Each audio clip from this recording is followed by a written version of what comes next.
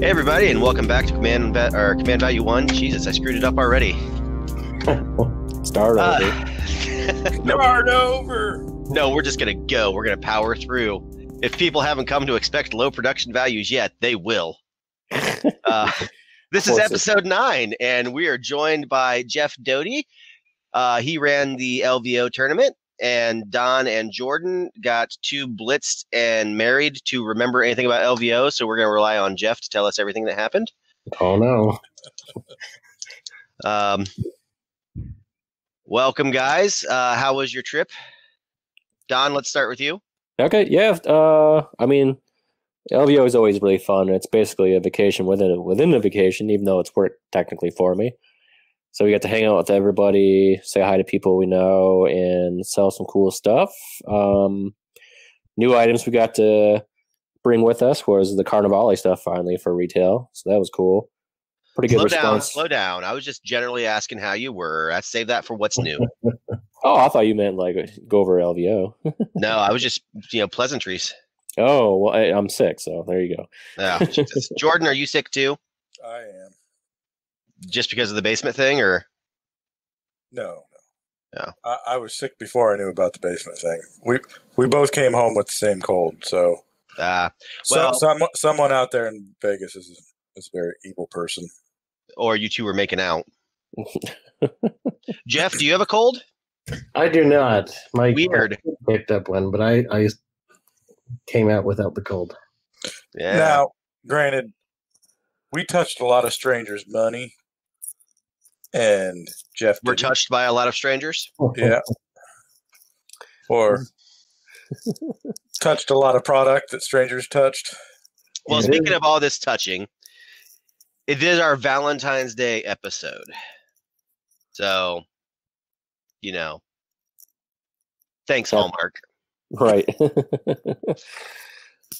So, let's just jump into that then. Jordan, Don, you guys ran the booth. You were touching everybody, and everybody was touching you. And Don, you started to go into this, so let's just jump in. How did the booth go? How did the show go? Man, I got to start all over now? Come on, dude. Yep. Got to start all over. I tell you what, I am bound and determined to screw this one up tonight. Jeez. All right. So, anyways, as I briefly mentioned, we had Carnivale show up finally for retail, so that was good. We got to run some demos of that stuff. I would say overall it was a bit light on the sales and demos, but the foot traffic and I would say overall compliments of our products were really good, really high. So that was pretty good. So it was the first year at LVO for TT Combat, and one thing I hadn't put into consideration was the fact that most people are flying there, and we had a lot of big box crap. So hard to fly back with that. Yeah, a little hard to fly back with the 10-pound box of stuff. So something to think about for next year, of course. But yeah, it was pretty fun, and this is my first time demoing Carnivale in succession. I've only done it a couple times prior to this, so it definitely ingrained a lot of things in my brain, which is what demo sessions are really good at, getting the core rules for a game really stuck in there. Outside of that, we had terrain. We brought some of the new orc stuff, so that was pretty good. People like that. What else did we bring that was new, Jordan? I mean, you had a good mix of everything, and I think even the big boxes overall sold pretty decent. It's just I think we didn't know the exact amount to have, but everything else, like the smaller terrain packs, yeah, those sold through pretty good. Yeah, we did all right on those, and even the 15 mil stuff I accidentally brought instead of the 28 mil. And it sold, the World War II stuff, 15 mil stuff sold quicker than the 28 on the World War II stuff. Well, I gotta say, as a recovering Flames of War player, that terrain is an insane value for what you're used to playing for Battlefront miniatures. Right, the Battlefield in the Box stuff or whatever it is. Well, yeah. TT Combat or the TT Scenics is even paying shipping and paying sticker prices from Great Britain. It's still a pretty good deal compared to other stuff on the market.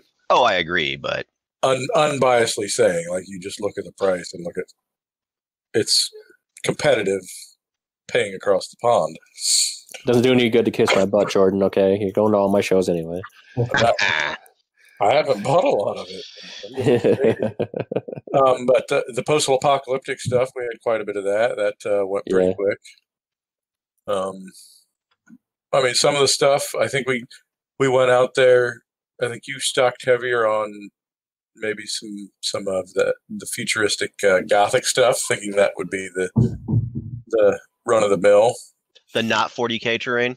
Yes. Right. Yeah, it seemed to be the slowest seller, actually, for as many 40K players as there was there. I think maybe it's because it's old hat. Everyone has it.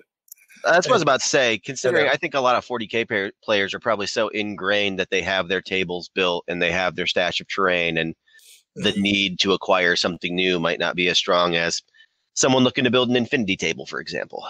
Yeah. Although Infinity slack too. I didn't get a lot of Infinity players coming over. I tell you what, you 28 mil players, what the hell? There definitely wasn't as many Infinity players at that tournament than in previous years. Well, even people walking up, it's like, hey, what games you playing? I think maybe 5% of them might have said Infinity. I don't know if that game is slipping into a slump or not. I had friends trying to get me into it at one point, and it just didn't appeal to me. But I haven't spoken to them in a long time. Warmahordes wasn't very popular either. No, I understand since third edition of that, there has been a downturn in their player base. Though,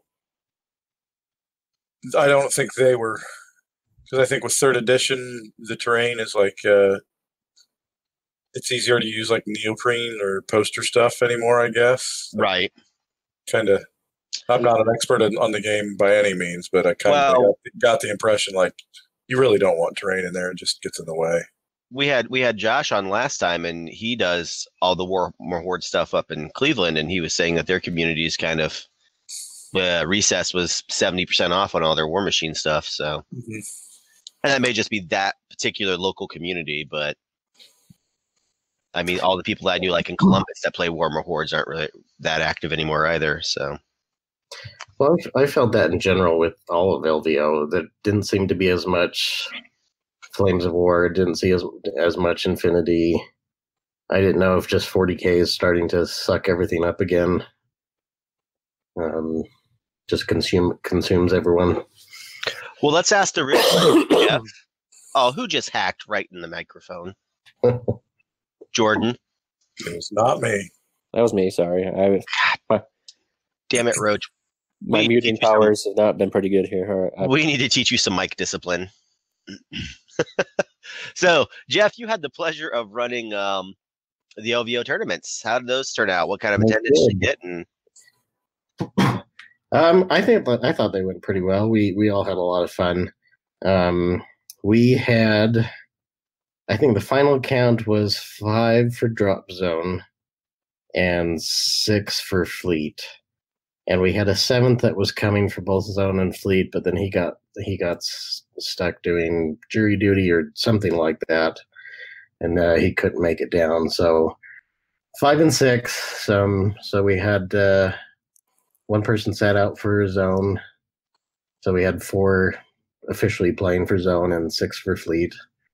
Had a pretty good distribution of the factions. So for Zone, we had 2 Scourge, a UCM, and a Pharaoh Resistance. And then Fleet, we had 2 Scourge, UCM, 2 PHR, and Sheltari. So pretty much everyone was represented. And I thought it went pretty well. you guys used version 2 rules for Drop Zone? Version 2 for Drop Zone, we used custom scenarios that I made. I've been working on a narrative campaign rule set that I've been playing with for a while. Oh, very cool. And with that, I've been making new objectives and new victory points, stuff like that. So I wanted to test some of those out. So we've been play testing that for the last few months, and we all thought they were solid. So I put them in the player pack, and I didn't hear any complaints. Everyone seemed to think it went pretty well, and they had fun with them. So you're from Utah, right? Is that what Don said earlier? Yes, the Salt Lake City area. Okay, and what kind of player base do you guys have out in Salt Lake City? We have a solid, consistent players. We did a league last summer. I think we had like 8 or so. And there's probably like 5 or 6 players that are around there somewhere that you just kind of have to align the stars to get them out. yeah. But Utah basically breaks down to the Salt Lake City area, the Provo area, and there's a store down in Provo I try to hit every once in a while, but it's a bit difficult for me to get down there as much as I'd like. So we really play at one store for the most part. So at that one store, we have like 5 or 6. And then we had one that just got pulled in. The guy who won the UCF or won the drop zone tournament. Nice. With his first time playing.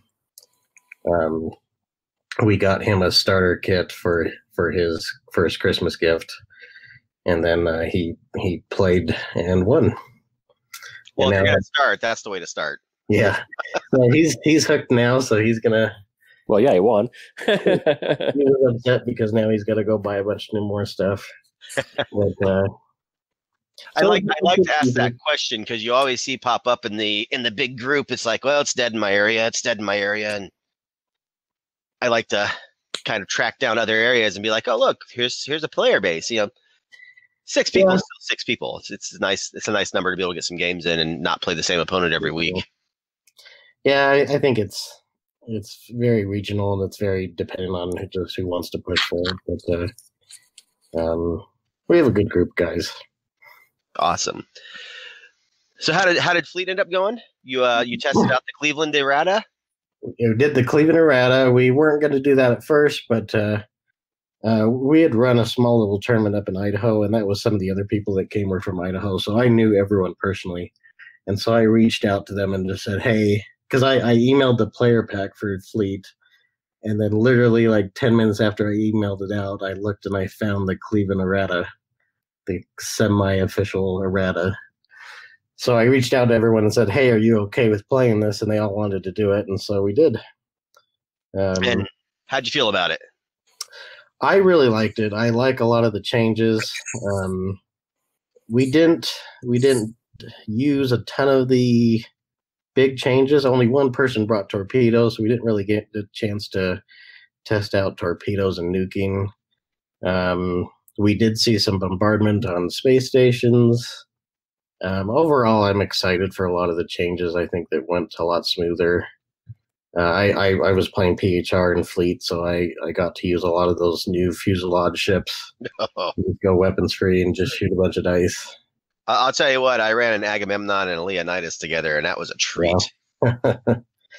I definitely think it's the right direction. There may be some things to tweak still, but it's definitely a pretty big step in the right direction. Certainly, it's nice to have tweaks out there getting worked on. It's been quiet for a while, so to be able to be working on these things is in itself nice. Yep. So did you run LVO shows or the LVO show last year, or did someone else run the tournaments then? No, last year was Cameron, who participated in Fleet this year. And then before that, I don't know who officially ran them. It was me. Was it? Yeah. I think this was my 3rd or 4th LVO. But so has attendance stayed pretty consistent across the board, or were we down a little or up a little this year? Or it's down a little. It's never the biggest tournament. It's a giant 40K tournament is really what it is. But there's a massive hall for 40K, and then there's just a scattering of all the other games. But you said you felt that even the attendance for all that looked like it was down a little bit too? It felt a little bit. I don't know. Don has more experience with LVO than I do, probably. But I've only been to 2. This is my 2nd one. Oh, really? Yeah. There was a lot more tournaments on Sunday. Usually Sundays are pretty dead. So you have Friday and Saturday, and then Sunday, like all the vendors leave, everyone leaves, and it's just like the final days for 40K. Maybe they're trying to stretch out some of those events to Sunday too, so it's not as many overlapping. But in the past, I thought I remembered seeing like Infinity had, maybe 20, 30 tables. Flames of War had 20 tables or so. Those are probably the biggest. And then there's all sorts of different 40K tournaments. and 40K is just massive. But now it was, I don't know, maybe 10, 15 Infinity tables. Yeah, Warma Hordes didn't have much at all. Flames of War was split between Flames and Yankee. modern day, Team Yankee. Yeah, I don't know. I don't follow 40K too much. I have friends trying to get me into it, but from what Well, those don't sound like friends at all. I mean, friends don't let friends 40K. from my understanding, is Games Workshop has been kind of on the ball lately and really pushing stuff out. So I don't know if they're just the big board that's kind of consuming everybody again. I'd be lying if I said Kill Team hasn't caught my eye more than a couple of times. All I gotta say, Jeff, and I guess Derek, don't go goth. I did catch the Kill Team bug, and I got into Kill Team, only to have all my friends abandon me, thinking that the game was broken and unbalanced, and so I lesson learned. Yeah. But even Kill Team, so Kill Team had like 4 tables. That was it. People thinking a GW game is broken? Yeah. But well, I mean, anytime like you a take big game and just having 4 tables, I thought that was shocking. Yeah, that's true. Yeah. Yeah, I mean, it's no doubt that GW has definitely absorbed a good chunk of the player base back into their grace again over the last couple of years. So it's, well, I mean, it's going to happen. They're going to piss them back off again. So yeah. Yeah, so it was interesting to have my exposure to Kill Team because I had heard those stories. And so I bought a little Kill Team squad and I painted them up and stuff. We played a few games. And then you definitely see how Games Workshop has that model down of selling you plastic and getting you addicted and getting you, oh, you got to buy this box now and you got to buy this box. And now they have Arena, which is like their official variant for Kill Team for tournaments. But then that's like a $90 box you have to buy, and it's all new rules and everything, and it's rabbit hole situation. It is like there's no way to just sit back and play it and enjoy it. You have to keep spending money. And these new miniatures are just somehow slightly better than the old ones you got. Yeah. So, but anyway, we all know the 40K trap. So yeah, we can't sit here and talk bad about 40K, or the 40K Mafia will find us. We'll have people unsubscribe from us. We'll have person unsubscribe from us. Right. Well, let's talk about new stuff. A while back, actually before LVO, I think, there was a sneak peek of an interesting looking truck labeled Resistance Truck. What could it be, Don? What could it be? Any ideas? One piece of hint. There is fluff floating around in the Fleet universe that might link to what that could possibly be. Can I gander that it might be? I hate you. No, it's not. Oh. Okay. That was my hint, all right? That's as much as you're getting out of me. I'm sorry.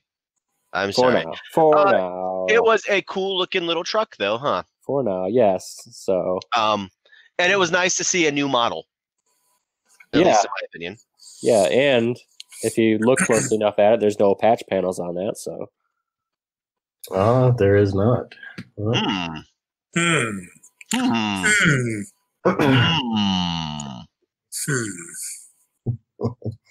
Anyone ever see that Howard Stern movie where he's talking to the chick and he just starts humming into the microphone? Oh my God, really? That's not going to happen around here, but No. So no patch panels. Does that mean better or worse armor? I don't know. I don't know. It's resistance, so it's probably got a Energy 12 gun with a 2-up accuracy on it. So you can sit around going, but it doesn't have countermeasures.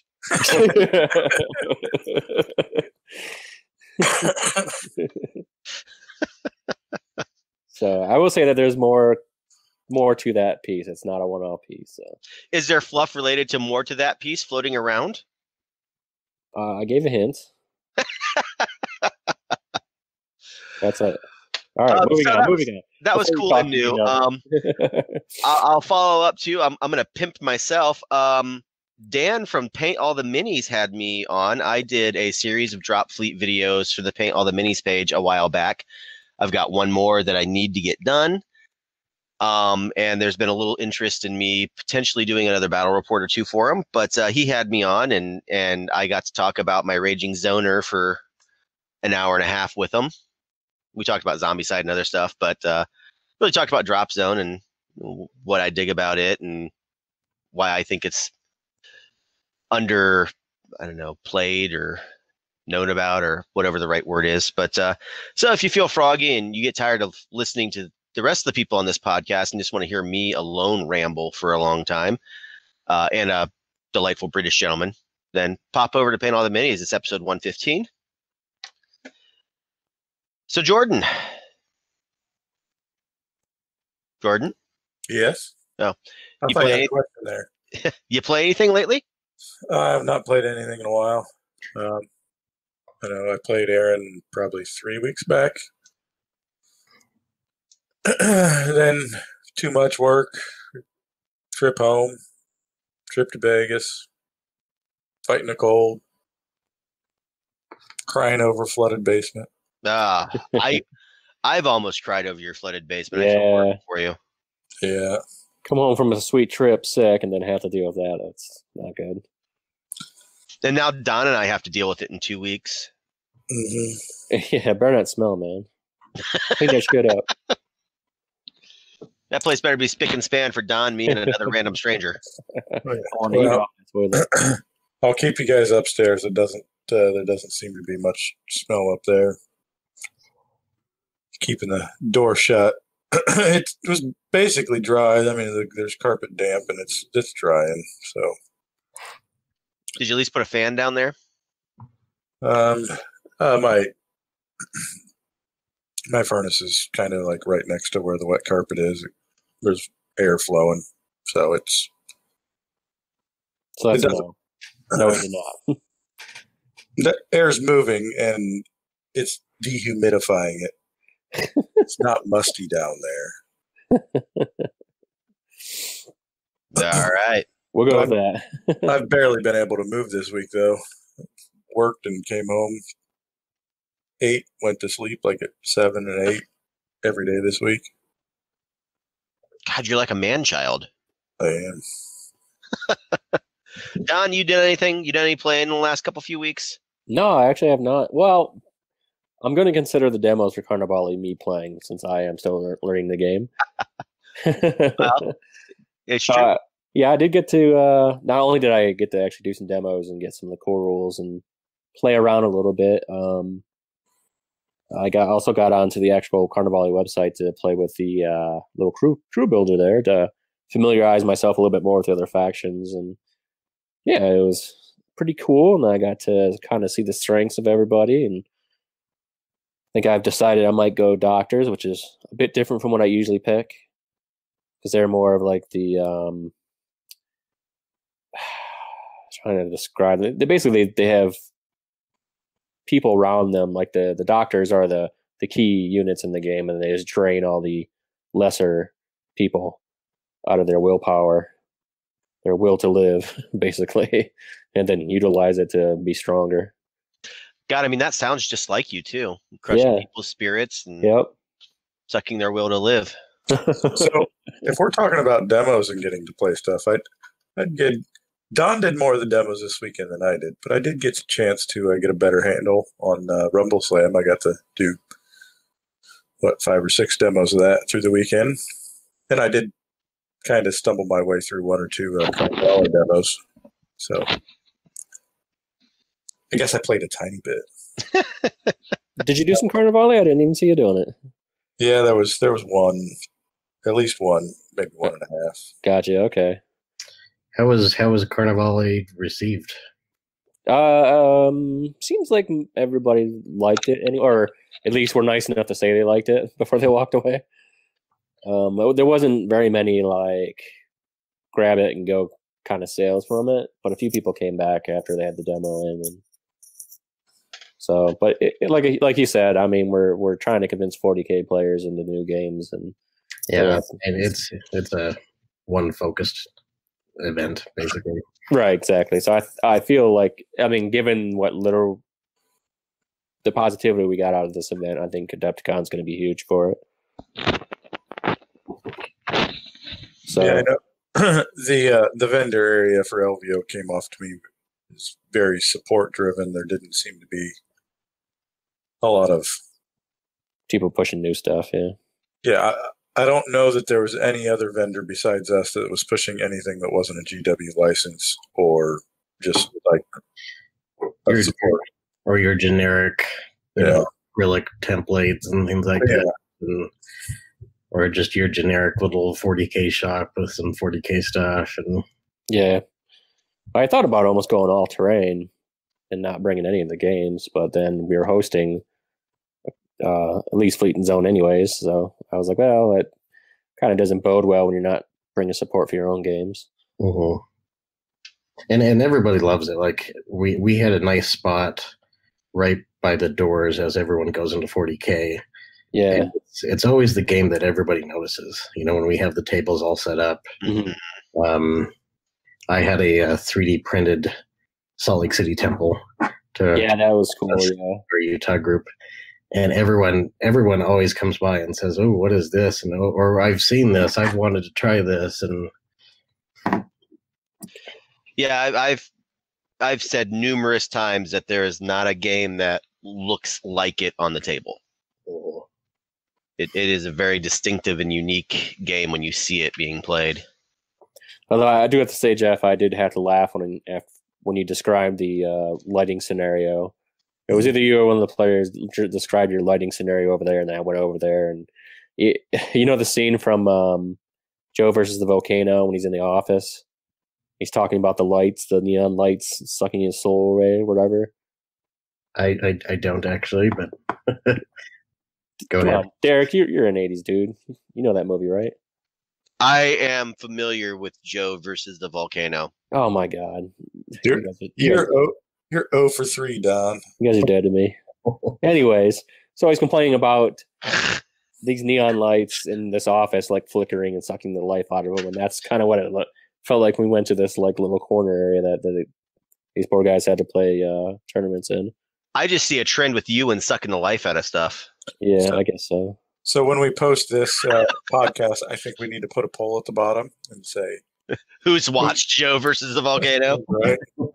Come on, man. It's one of Tom Hanks' greatest movies. Oh, yeah. It's right up there with The Burbs. And Money Pit. Thank you. I was going to say Money Pit. The Burbs is amazing, and Money Pit's okay. It has a 5.8 on IMDb. 1990. Wait, right. what movie are you talking about? Are you talking about Joe versus the Volcano? Yeah, maybe it's a cult following. I don't know. It's amazing. You got to watch it if you haven't seen it. I honestly don't remember if I've seen it or not. Well, I'm requesting. Okay, well, guess what? Tell you what. Why don't you bring the questions DVD on the next episode? All right.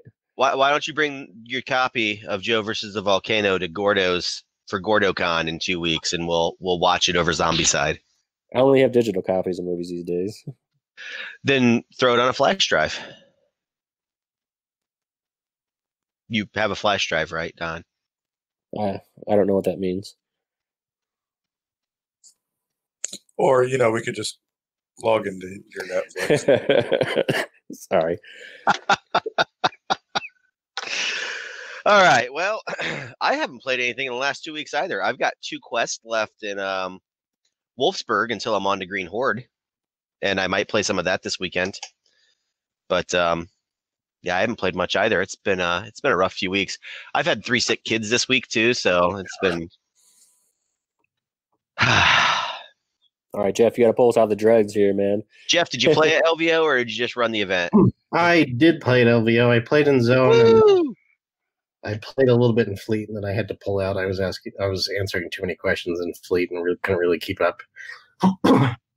But yeah, I have played a bunch, so it depends on how deep you want me to go into. If you want me to go into lists and the scenarios and all that, but Well, you know what? We're only 30 minutes into this thing. We generally shoot for an hour, so I think if you want to talk for 15 minutes about games, lists, and experience, I don't think anyone will complain. So our first day was Zone. We had 3 scenarios there. The first scenario was I'm terrible at naming these things. I didn't know what to name these scenarios, so I called it Control the Underground Hangar. I labeled mine existing scenarios with the number 2 after them from Michigan GT. So this was based on I wanted to do something with the underground hangar. I was a little disappointed with some of the scenarios in the latest book with the underground hangar. So this was just 4 objective buildings, kind of in the corners almost. We did enemy extraction, so you had to get off your enemy's table edge, which was kind of interesting. And then the underground hangar is basically like a focal point, but you have to fly into it. So it scores turns 3 and turn 6, and then you either fly or drive stuff into the hangar, and then once you do, it doesn't come back. So it was a good scenario to do before lunch because it was kind of faster and got people done. And then it's 4 points for controlling turn 3, 2 for contesting, and then 2 points turn 6 for controlling, 1 for contesting. So it kind of encourages players to dedicate stuff early, but then the more you dedicate, the less you're going to have for the rest of the game.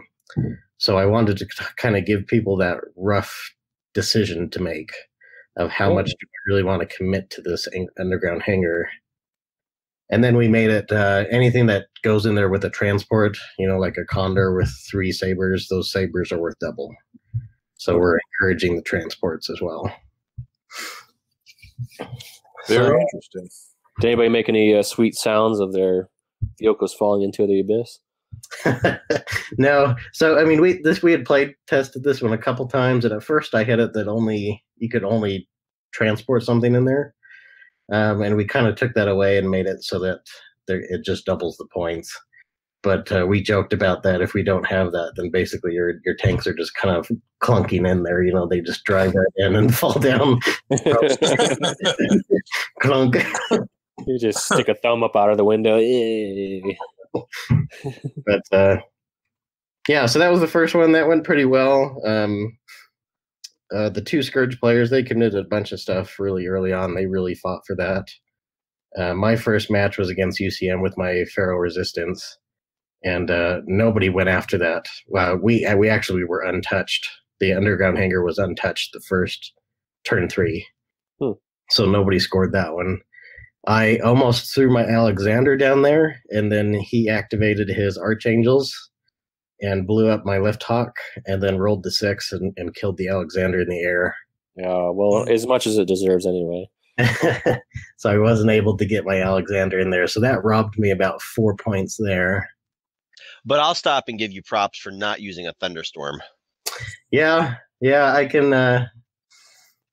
My list was interesting. So, using WYSIWYG, you couldn't put the thunderstorm down there. You couldn't fit it down there? Right. It's too big. Wouldn't go in. So my list was... That's what Gordo said.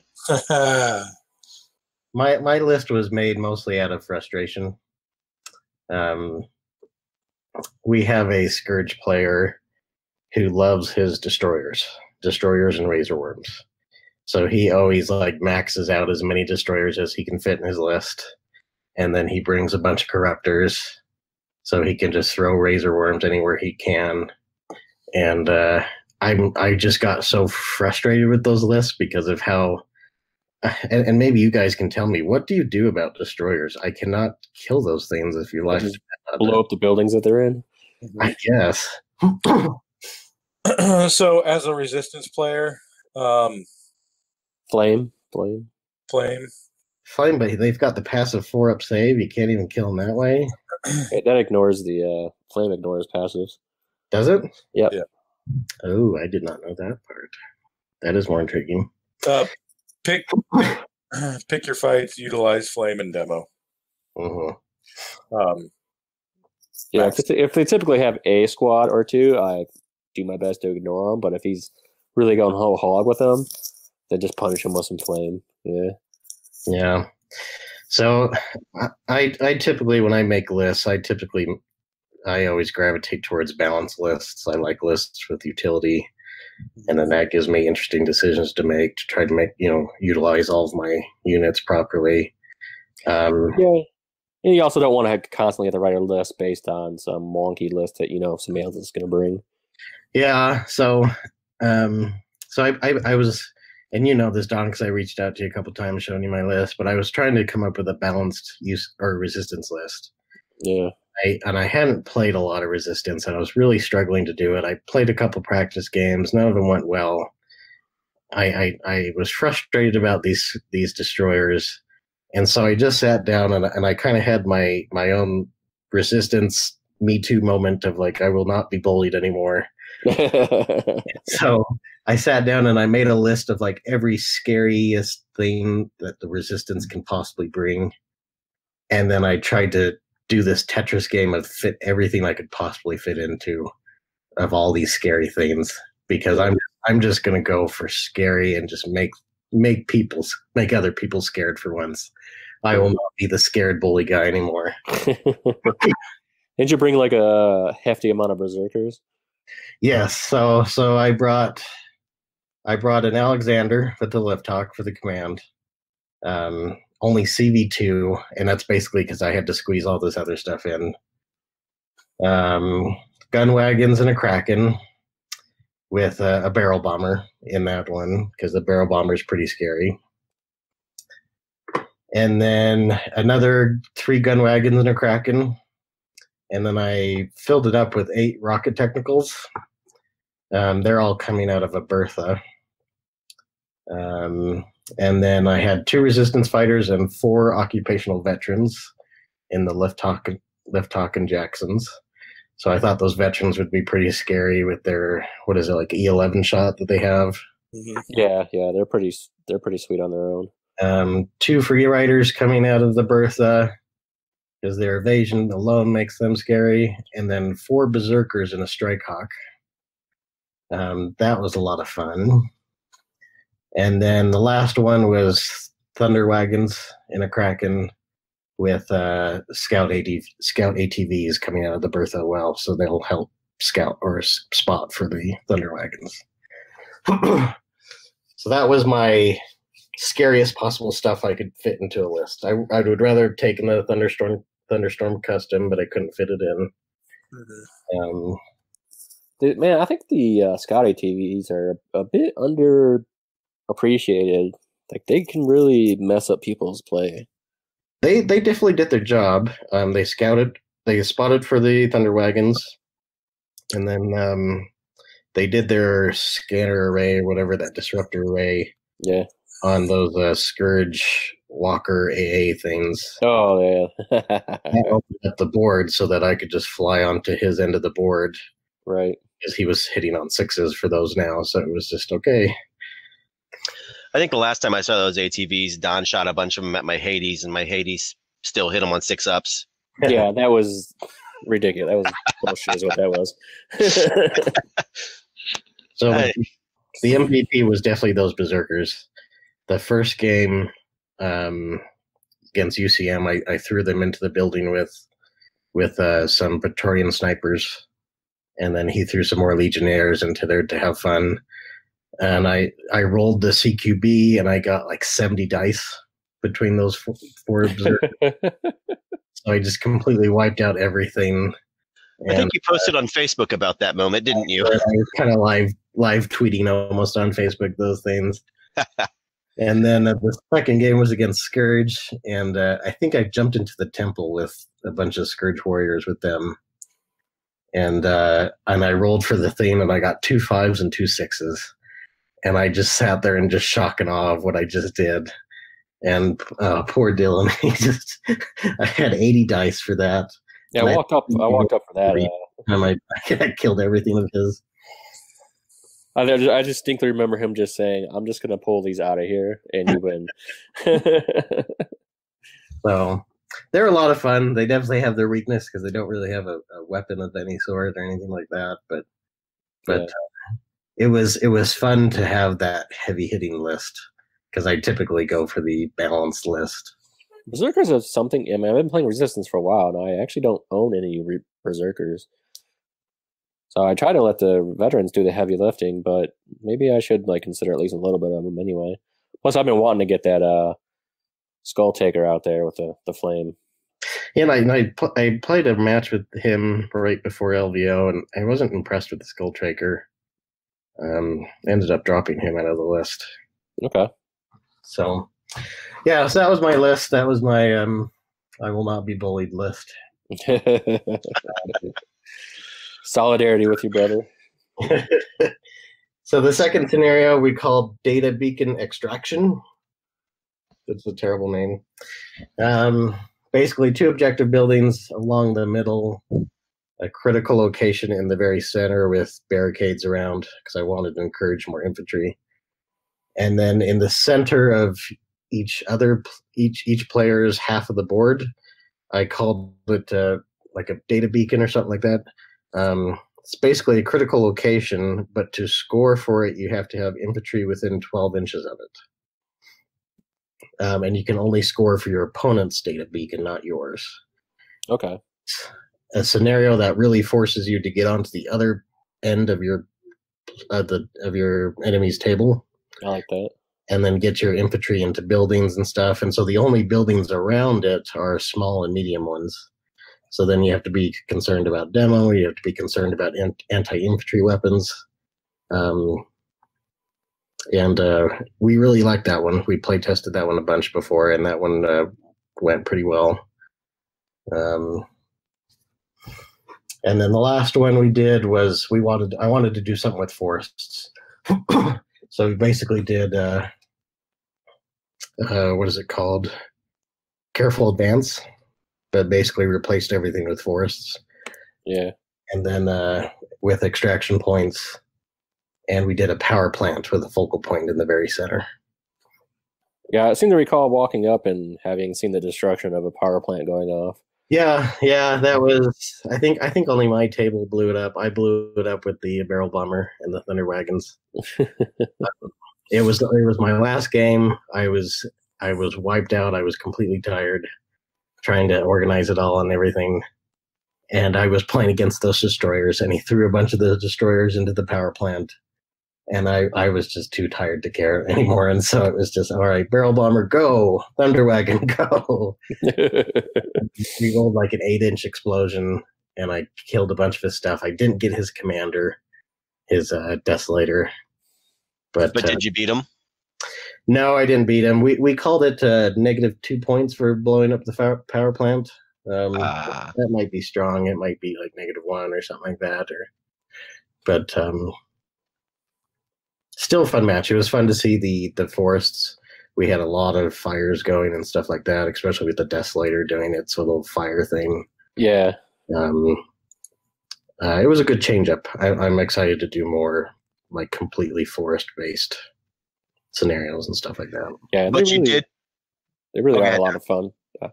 So they really are a lot of fun. You did the Pharaoh proud by blowing a bunch of crap up. So yep. Yeah, and you did punch those destroyers in the face. That's the important part. Overlord Shivak will not approve, but So the winner of that was the UCM list. He had let's see, I have his list up. He brought the Kodiak with a broadsword, sabers and rapiers. He brought some fire blades. He had 2 groups of Praetorian snipers and hazard suits and a Ferrum. Okay. There was still some confusion about the Ferrum with the drones, about how that shooting against those drones work. It's the same as it was in first edition. I've never actually played against or with a Ferrum. Well, so. You do your range, and then any of them that are in range. You basically shoot a swarm like 1 unit. Right, exactly. But you just keep popping off star sprites like a DP each. So think of like an infantry base, It's 8 DP, and if they're all within range, then if you do 8 damage, you'll take out the whole swarm, or if you do 5 damage, you take out 5 drones. So like the crits carry over to other drones? The crits don't, but no, the crits don't. Okay. Every success is a dead drone. It's basically what it is. Instead of putting 5 damage on one drone, you can spread those out. So it's kind of like anything has strafe against them. Okay. Yeah, that's a good way to put it. Yeah, So that's a good way. if you don't have a line of sight on it, you can't. Like you target the first one and then go. But if you keep shooting them and you run out of them that you can see, and there's one hiding around the corner, you don't actually get a rollover into that. One thing I want to point out in that list is the UCM snipers, and I think that a lot of people, I mean, it's just because UCM has been kind of in a lull in general or whatever, but the UCM snipers are pretty damn good. Yeah, so the list, this was the friend that we bought a starter kit for Christmas. Yeah. The list was based around the units he had. So he had these snipers. I love Praetorian snipers. For these scenarios that were very infantry focused, like spotting for this critical location, the critical location in the center one with the barricades, having that sniper weapon I thought was going to be quite advantageous to him. And it must have, because he won. He won all 3 matches. So, I mean, they're pretty good in CQB. They're excellent snipers, and they get to take advantage of being able to snipe AA. Yeah, they're full range. I mean, there's 6 dice in CQB per base plus dodge 4. Right, it's first formation. I mean, they're great, and the AA is very sound. Mm-hmm. Everybody wants Praetorian snipers, and that the 18-inch range gets quite a bit better because your line of sight, you're anywhere on that building top. So you have infiltrate 18 as well. So turn 1, you've got 36 inches up board to shoot stuff. Mm-hmm. Well, you're not on the wall. So your face is on the wall. When they start, they will. Yeah. So that was zone. Fleet, we stole all the Michigan GT scenarios. Yay! I was kind of well pleased, Overlord Chivak. I was kind of in a rush to get the player packet out, and we had playtested all these zone ones. But Fleet, I didn't really have any new ideas to kind of implement. So I thought the GT ones looked interesting. I liked how they kind of spread you out a little bit more. And so I just pretty much copied and pasted those in and sent them out to the players. And those ones all went pretty well. People liked them, I think. It used a lot of things that people weren't used to, like people weren't used to power plants or the orbital gun or things like that. But they still went well. I had a PHR list with the Romulus. I had a list with the Romulus and I had a list with the Remus, and I pretty much decided as I was setting up my units which list to play. Well, it's about time you played a decent faction. I'm going to say. Well, it worked with the fluff. I'm PHR and I'm Feral Resistance. I thought that worked. There you go. Yeah, exactly. That one was a little bit rougher. It was a more casual tournament because we all knew each other and we weren't. So we were late starting and stuff like that, and kind of late to lunch. We did our first game, and then a lot of people had a lot of questions, and I was running back and forth answering questions, and so I kind of bowed out of the tournament after the first round. But the first round did not go well. The scenario overall went well, but I just got almost tabled pretty much. I played against my wife was playing a Shaltari, and it was the first time that we had used the plutonium. I think it is that's the one with the distortion gun. Correct? I'm not going to pretend to know the answer to that one. All right. But it's the one with the distortion gun where you roll a bunch of dice and the damage equals how much you actually hit. So she brought that on. I brought on my Romulus, and I haven't played Shaltari in a long time, so I forgot about the ridiculous scan range. And so I thought I had another turn ready to go. we both activate our dreadnoughts, and she got to go first. And then she could reach me, and I was like, oh, good. And so she went weapons free. She rolled 3 dice on the distortion gun, crit all 3 of them. And so that was like 9 damage that went right through, almost a third of the Romulus right there. She crippled the Romulus on the first hit. And it just went downhill from there. But it was still fun. It was fun to, she went weapons free, and then her eyes just went wide to see how much damage that thing could do.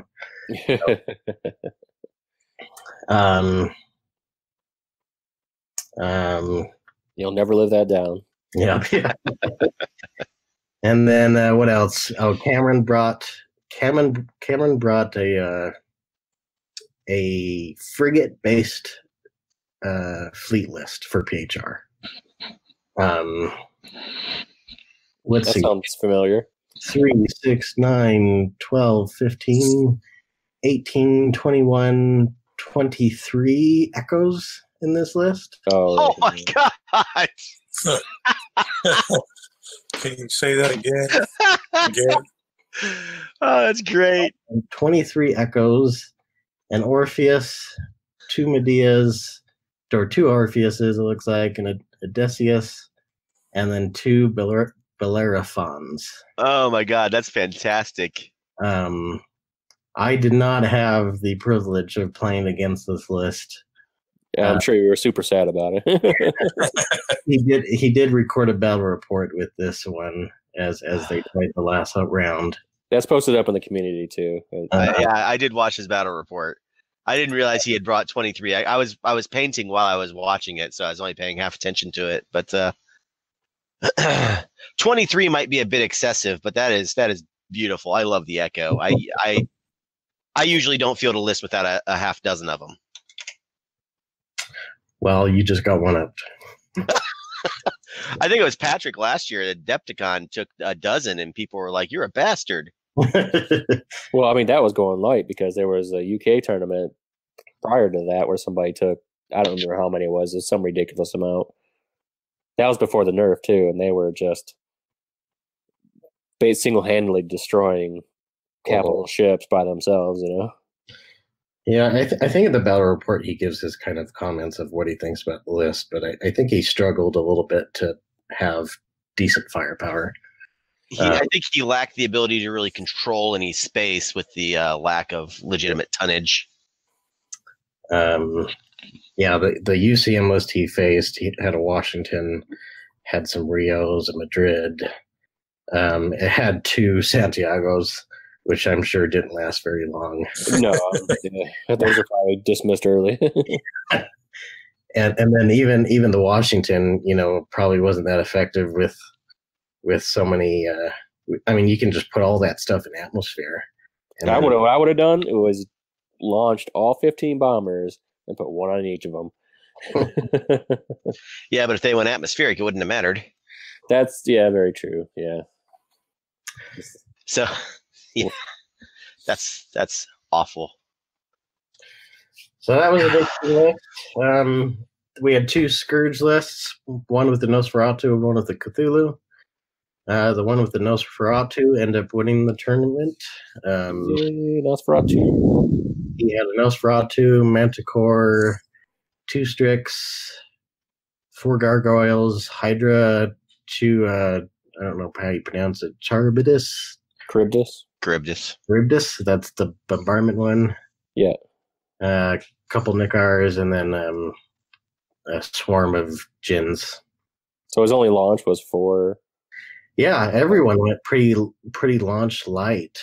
I mean, the scenarios kind of banked around that I wrote them specifically for it because, in fact, that was a bit of a hate scenario right for me session because it was just constant complaints of strike spam, strike carrier spam. So I was like, you know what, I'm going to write a whole scenario of missions here where it doesn't really matter too much. But you know what? The game needs that. It did, yeah. That brings balance to the gameplay options. So bring your spam list because in a mission like that, you're going to lose and you're going to lose big. or you can play the person with 23 echoes. And Right. Yeah, right. It's super hate life for the. Well, we're starting to run long on time, so I'm going to bounce us on to the community topic, if you guys don't mind. No, good. So, like Foreigner, I asked the community that I wanted to know what love is. And I asked them to tell us why they love their game of choice, which mostly stuck around Drop Zone and Drop Fleet. So I'm going to run down the list here real quick and just go over a few of these and see what they had to say. So our very own the Swede said he really enjoys the chess-like planning requiring forethought with blistering action and tense dice rolls.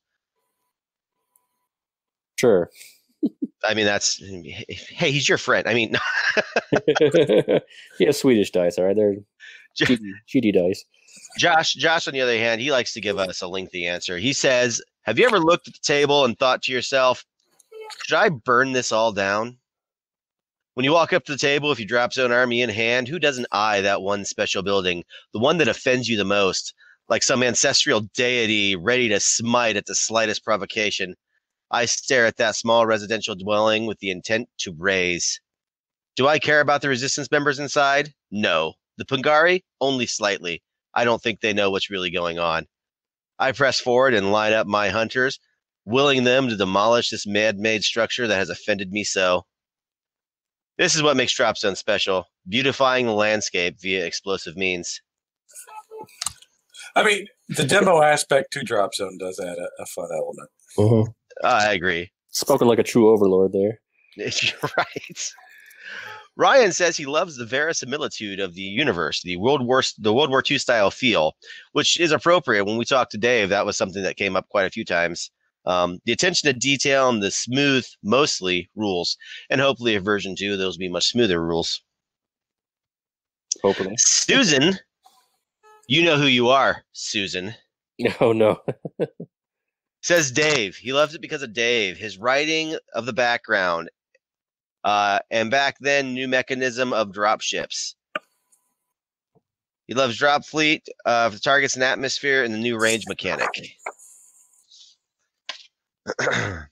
Joseph says the background fluff story of the Drop universe is tremendous and holds so much potential for exploration. I've read novels that were less well thought out. Add the intricate and beautiful miniatures and a well-constructed game, and it all adds up to a very satisfying experience. Give it a decade of expansions and a few novels, and this game should start to rival any of the other tabletop Imperial-class titans out there. Raw. John, if I'm not mistaken, this was John Lay, who's running CincyCon, said for Drop Zone, I would have to say the missions and gameplay. Then it would have to be the designer's ability to work with player feedback and make balance to rules. After that, love the model design. And we do listen to you guys out there. If I don't get to you right away, or it doesn't seem like we get to your request right away, we do see everything. So Sometimes he listens to you and then promptly tells you, I don't care what you think. yeah, that might also happen as well. So Not that I'm speaking from experience, Don. Long reach strafe. not getting strafe on long reach. It's not going to happen. Hey, but we talked about some great things for the Nemesis, didn't we? Yeah, we got those in. Yeah. Can I use that at CincyCon? Yeah, go ahead. I'm not the TO. Don't ask me. Yeah, we'll have to. Well, I don't know. We'll talk later. Oh, so much teaser stuff. The things we can't talk about on air. Robert says, in my opinion, I started playing Drop Zone because of Epic. Epic Warhammer, if you're not familiar. It's a 6mm range. Went from being an epic, huge game played on a huge table, 9 foot by 6 foot, to Armageddon being 40K armies playing 5mm scale. Drop Zone seemed to keep the spirit of the small scale game, where Epic lost that for me. When Fleet was released, is because I loved Battlefleet Gothic. Orbital levels, as Battlefleet seemed more like a 3D space game squashed to 2D. I liked taking the planet and blasting my opponent apart. There was also a lot of good nods, and I brought up that Andy Chambers head came in on fleet over the LVO weekend to those oddly not familiar with drop fleet at the moment, and I think we picked up some new, at least highly interested new players anyway. Well, and if you're familiar at all with Battlefleet, you can kind of feel Battlefleet on drop fleet. There's echoes of it there. Yeah. Chris said he loved Battlefleet Gothic, and Drop Fleet took everything I liked and turned it up a notch. The factions feel unique, both in fluff and rules, while still feeling balanced. Derek, not me, said for him, he really liked the model designs. It allowed for the vehicles to be mounted in the aerial transports. And that's true. Dave has a strange OCD about making sure if it's going to be on the table, it will fit where it's supposed to go. That was what set Drop Zone apart from other systems in terms of models and aesthetics for him. And then finally, Kanan says for him, it was the reach and intricate universe Dave created. Those wonderful realized models for Fleet and Zone, the excellent background, the amazing designs, and the detail on all the units. And great, well thought out rules. Drop Zone is his favorite tabletop game by far. That's why he's commanding the community group. Right?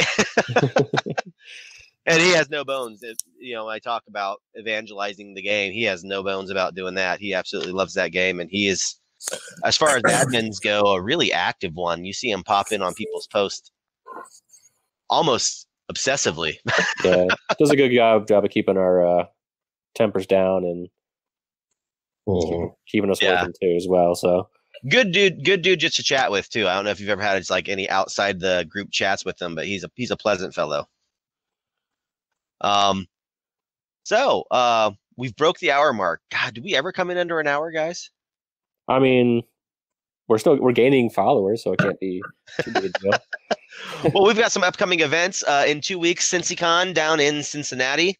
Everybody's welcome to stay at Jordan's house in his musty, stinky basement.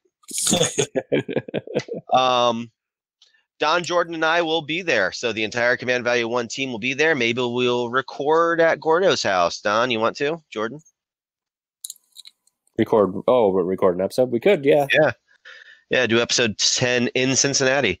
I'm also, I think, bringing Scott with me. I asked him if the missus gave him permission to come with us, Don. He hasn't responded. Oh, okay. But I'm feeling optimistic that he'll be there. So, okay. Jordan, do you know if Aaron's playing? I haven't asked him yet. So we're sitting at least at 4 players, hopefully. Aaron, you'll listen to this. Are you playing? Don't ask you in front. Does Aaron actually listen to us? He's listened to us before.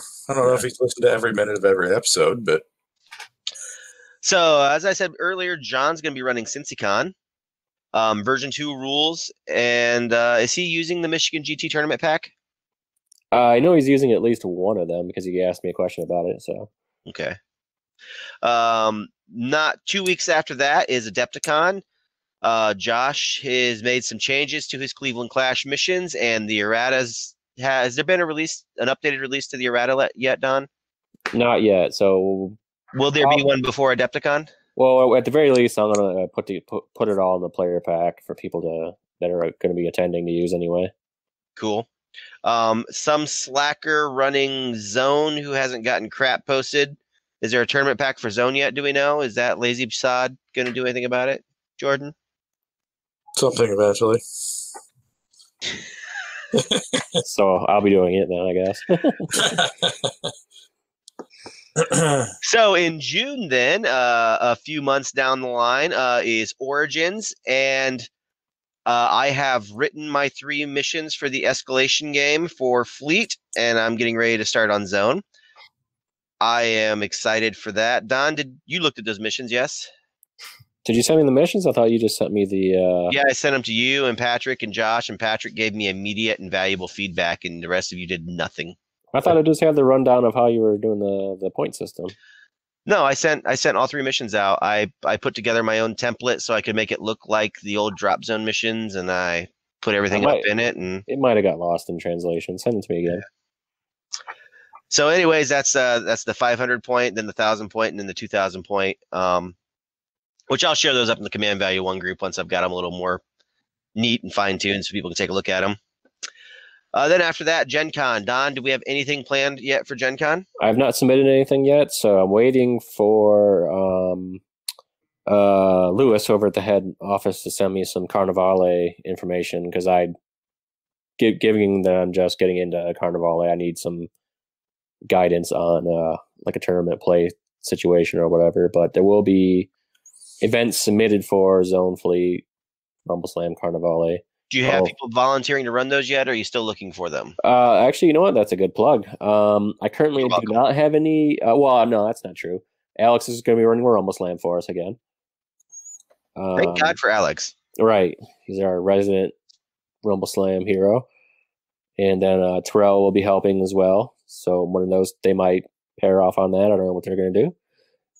And then I am currently looking for, if anybody potentially wants to run something for Zone or Fleet at Adepticon. However, this is very short notice. I do have to submit events soon. So if I don't get anything soon, I might submit for a basic 2-day tournament, like I did with the GT. And then if people want to pick up the slack and run the tournament for me, then we can go that route too. So I don't want anybody to feel overwhelmed like they have to come up with like this insane scenario like Fox and Cam did last year. So you meant Gen Con, not Adepticon, by the way. Gen Con. Did I say Adepticon? You did. Yeah. That'd be very, very, very short notice. It's just weird because it doesn't seem like anyone's running Adepticon either, Jordan. Oh, wow.